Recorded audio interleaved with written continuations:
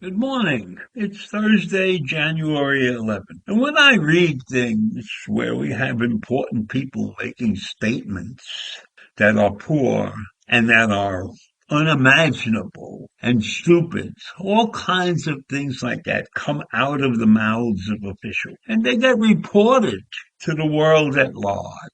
So I have Secretary of State Antony Blinken was in Israel on Tuesday, and he told officials that Palestinians in Gaza must be allowed to return to their homes as soon as conditions allow. Now that's a dumb statement, because who is the person that decides that the conditions are correct for these people to be allowed to go home? It's certainly not Blinken. He doesn't know. And I don't think the Israelis know either whether the conditions are proper to allow them to go home. The Palestinians have to make that decision, that the conditions are good enough for them to go home.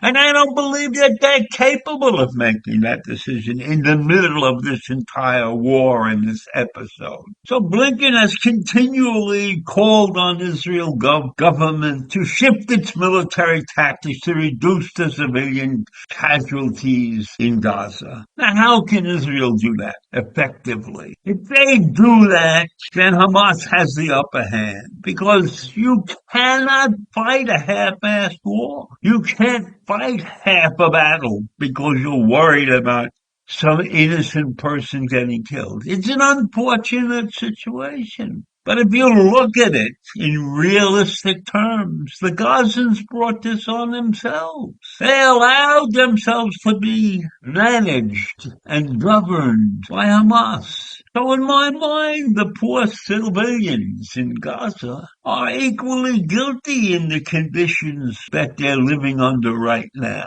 They could have revolted. They could have done something. Did they attempt to stop Hamas from building miles of tunnels in their country? No. As soon as Israel left, Hamas took over. They won an election in 2007. There hasn't been another election since then. And so why? Why is Blinken repeatedly calling on Israel to change their military tactics? Israel can't afford to change their military tactics. They can't afford to allow Hamas to prosper and exist in any way, shape, or form on their borders. The Hamas has to be totally destroyed. And unfortunately, in that destruction, in the killing of over 22,000 people, Hamas is still active, still carrying on, refusing to surrender and leave. So what is Israel to do?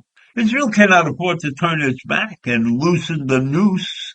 Israel has to keep on fighting. They have to keep the pressure on. And maybe the Gazans should be the ones revolt. Maybe if they had enough of this, the Gazans would form their own group and take on Hamas. But that's not going to happen, because 60% of the Gazans are on Hamas's side. So this is a terrible situation, and we just have to let it play out. We have to let Israel win this thing to the final talks. There's no other word to say except court. And that's the only thing that Hamas really understands. And I'm not sure they understand it, because they're determined to destroy Israel, to take care of Israel, to get rid of it, to kill all the Jews in the world if they could. And why? Why have we got so much hatred built up against one of the smallest populations on the globe? Less than 2% of the people in the world, and I'm not even sure 2% is the right number. Less than 2% of the people in the world are Jews. And why do we have the hatred of 50 or 60 or 70% of the world. Why? What have we done? We've lasted 5,000 years. That's our problem. We haven't disappeared like the Roman empires and things like that. So we're still here. And all we want is a little piece of land the size of New Jersey. And that's no good. And I don't care where that little piece of land would be. The situation would be the same. The neighbors would not like having us in the neighborhood. And it's a terrible situation. And one can feel sorry for the Gazans who are caught in the middle of this. But it's their own doing. They allowed Hamas to stay and take power and be there for 17 years now, or whatever that number. They allow themselves to be ruled by millionaires. The leadership of Hamas is not living in Gaza. They live in Qatar in mansions. They play golf. They play tennis. They play ping pong. They have very little concern about the actual people of Gaza. The people of Gaza who are starving to death in the best of times with one of the lowest living standards on the face of the earth. Yet they continue to follow this type of leadership. They should not be against Israel. They should be against their leadership who are sucking the blood right out of them. Imagine multimillionaires and multi-billionaires are the leaders of Gaza.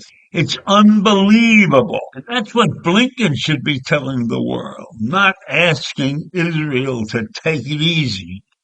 So why? Why should I feel sorry for the Gazans? Why should anybody feel sorry for them? What were they doing? What have they contributed to the war? Zip. So here we have a group of people, the Jews, who have contributed monumental things to the world in areas of medicine and intelligence and many, many things that the Jews have contributed to the world. Their list of Nobel Prize winners is outstanding when you look at the population. And yet we are hated. It's unfair. And there's nobody coming around and saying, you guys are wrong. No, they want to protect the Gazans. And if it was up to them, they would want to protect Hamas too. So I leave you with that this morning. A terrible situation. And Blinken should be talking about it. If he wants to talk to Israel, he should be talking to them privately, and it shouldn't be made a public statement. And it's wrong. Israel has the right to defend itself, and it must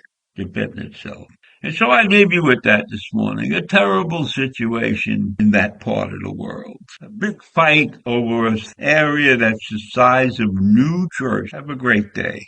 Bye.